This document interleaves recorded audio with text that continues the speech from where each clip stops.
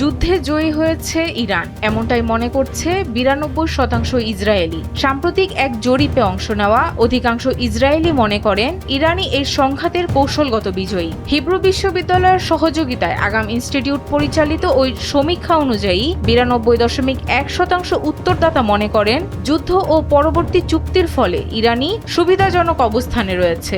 একই সঙ্গে 82.9% মানুষ মনে করেন এই সামরিক অভিযান ইসরায়েলের দীর্ঘমেয়াদী নিরাপত্তাকে দুর্বল করেছে এবং 86% উত্তরদাতা যুদ্ধের সামগ্রিক ফলাফল নিয়ে নেতিবাচক মনোভাব প্রকাশ করেছেন। জরিপে আরও উঠে এসেছে 72.5% ইসরায়েলি প্রধানমন্ত্রী বেনিয়ামিন নেতানিয়াহুর দাবির প্রতি আস্থা রাখেন না। তিনি দাবি করেছিলেন যুদ্ধের মাধ্যমে ইসরায়েল বড় লক্ষ্য অর্জন করেছে।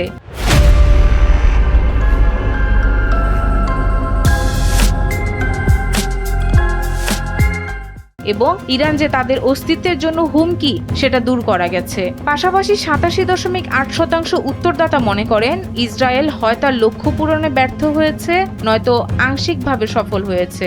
জরিপটি গত 17 থেকে 20 জুনের মধ্যে পরিচালিত হয়। এতে অংশ নেন 17 বছর বা তার বেশি বয়সী মোট 3644 জন ইসরায়েলি।